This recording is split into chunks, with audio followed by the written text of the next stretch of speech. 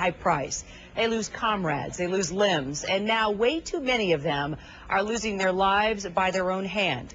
So today, as the president is addressing health care, we're addressing the health care of our veterans. What's being done about the increase in suicides, substance abuse, and homelessness.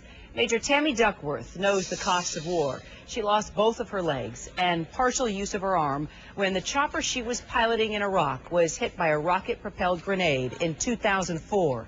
She is now the Assistant Secretary of the Department of Veteran Affairs, and she joins me live from Washington, D.C. Secretary, good to see you. Well, thanks for having me on this really important topic, Kira. Well, no doubt, and I'm just going to get right to it because I want to try and get as much as I can in before the president starts speaking. Your boss, of course. Yes. I'd like to start with PTSD. VA doctors diagnosed 115,000 Iraq and Afghanistan war vets with PTSD. However, the VA claims processors only granted 51,000 of these vets with disability benefits. Please explain to me why the VA did not provide disability benefits to the remaining 64,000 vets struggling right now with PTSD. Well, you know, Kira, we are in VA going through a whole transformation. We have a new secretary, and the president has given us the largest increase in our budget in, I think, something like 30 years. And so we're here to fix some of those issues that have been ongoing with VA. And we're taking a real hard look at what's been going on in some of these issues. One of the issues with diagnosing for PTSD is that we have to be very careful with this generation of veterans. They have both PTSD and traumatic brain injury, and we want to make sure that our veterans get the absolute most correct diagnosis for what they have. And so that if they have PTSD, they're treated for that. But if they have traumatic brain injury, they also receive treatment for the traumatic brain injury as well. But you're right, we are going through a whole process right now. We've been in office for about 3 months, and we're going through and making sure that no vet ever gets left behind for the treatment that he deserves. So let me ask you, will you and will the Secretary of the VA, Erica Shinseki, support H.R. 952, the bill that would streamline PTSD claims and put benefit checks right there into the hands of disabled vets during a really serious economic crisis? Well, you know, I'm going to say that what we need to take a look at is, again, this goes back here to making sure we have the correct diagnosis. And I can't stress enough, and you have a lot of listeners out there and viewers out there, and they need to make sure that when they talk to their vets that you understand that you may also have traumatic brain injury, and the treatment for traumatic brain injury and treatment for PTSD may not be the exact same treatment. So everything goes back to making sure we have the correct diagnosis of PTSD. Those who are correctly diagnosed will definitely get the care that they need. But we need to make sure that we're not treating someone for PTSD if they have a traumatic brain injury. Got it. It's really critical because, you know, as someone who went through this process myself, I went through extensive review to make sure that I had or did not have TBI or PTSD as well. Interesting. Okay, let's move on to suicide. Your stats, the VA stats, estimate that 5,000 vets commit suicide annually. You also report that Iraq and Afghanistan vets are more likely to commit suicide than the general population.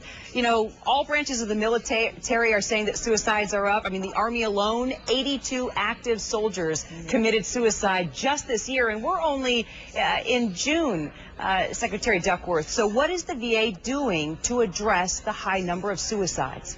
Well, there are a few things that we're doing here. One of the things is I have my job. One of the reasons that the president appointed me to my position is because what we were able to achieve in Illinois, we actually started our own post-traumatic stress disorder program, the Illinois Warrior Assistance Program, because in the past VA was not doing enough.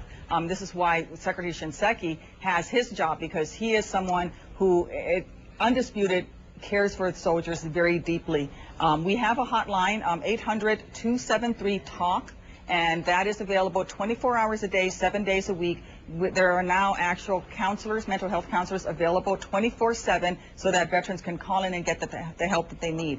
One of the other things that we need to remember too, Kira, and I'm sure you know this, is that a lot of our vets are now National Guardsmen and reservists like myself. And when we come home, we don't go home to a DOD military base that has the full DOD hospital. We go home to small towns all across America, and we need to be able to get help as well, because my service is just as valid as the next person. And if I live in small town Illinois or Kansas or Virginia or wherever, I should still be able to access the mental health care that I need, which is why VA has placed a mental health expert and an OEF coordinator at every single one of our 153 hospitals, so that when you walk through the doors of one of our hospitals and you're an Iraq or Afghanistan veteran, you're going to be able to get someone who will help coordinate your care and get you to all of the appointments that you need and make sure that you get the treatment that you deserve. Well, and as you well know, too, and I want to get in as much as possible because I know it's great that we have you today and your time is precious, and we have the president about to step up to the mic. I want to tackle substance abuse,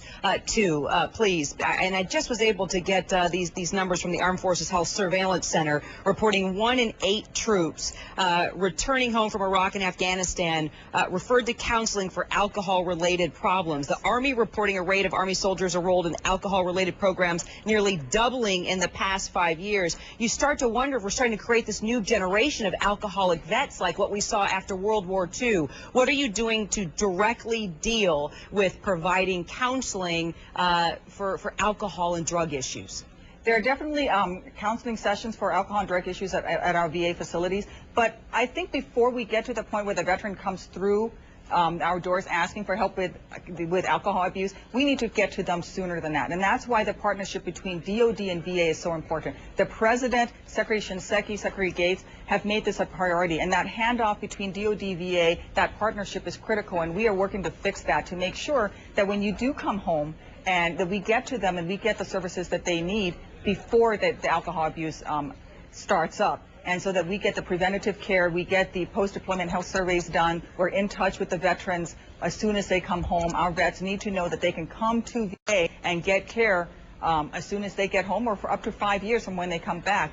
And critical is that the family members need to know that, because oftentimes the vets themselves are in denial, and you have to make sure that the family members have that information. So let me give you my PTSD hotline again for VA. It's 800-273-TALK. TALK, and it's important for family members to know about that, because sometimes the vets don't ask for help. It's the loved ones who do. True, first. and you were even going to talk to a family that didn't even realize their son was suffering with PTSD and alcoholism, and unfortunately he took his life last week, and we're going to talk to them next hour, because people in the field, Secretary Duckworth, need to recognize this as well. There's got to be policies in place, training in place for commanders in the field to say, hey, we got a problem here. We've got to deal with this man and woman before they get home and take their life or turn to alcohol or turn to drugs. And now we're seeing this problem with homelessness, and I know you wanted to talk about this, and the latest numbers that the VA has just identified is 1,500 homeless vets that have served in Iraq or Afghanistan. They're coming back with no place to live. We see a lot of organizations like New Directions Inc., Swords to Plowshares, that are doing remarkable things and not getting government money, and the number of homeless vets is growing. What are you guys doing to care for? I mean, we don't want to see what happened after Vietnam. You know, we see these homeless vets on the street all the time. We don't want to see this with men and women coming back from Iraq and Afghanistan, and we already are. Well, first, let me just stress, we're devastated anytime a veteran takes his own life. We're also all completely dishonored when a veteran sleeps on the streets. We have ramped up our homeless programs. We are now actually partnering with many organizations across the country, not just traditional VA or DOD facilities, but also making sure that we reach out to our partners in our communities. As I said before, the homeless vets are all over America. They're not necessarily near a VA or a DOD facility. And partnerships, as you said, Swords to Plowshares, some of these organizations, is really critical. As part of what I do in my department is we actually look at the homeless advisory board and make sure that we provide the most up-to-date information to the secretary. Secretary Shinseki has set a standard. He said that homelessness among veterans is not acceptable, and he set the bar very high. The president has been working on this from the time that he was a United States Senator. Well, I know when I was at the state of Illinois, I got a lot of support in terms of working with both homeless programs that the state provided as well as working with our partners in the community. VA is looking to do that. That's why I have my job. I'm in charge of not just public affairs, but intergovernmental. VA can't be everywhere, but we will make sure that wherever there's a homeless vet, that he gets the services that he needs, and that we prevent vets from falling into homelessness. It's not acceptable that these young men and women come home from Iraq and Afghanistan after defending our freedoms, and they find themselves unable to find a job, which then leads to them not being able to afford an apartment, and we need to make sure that we stop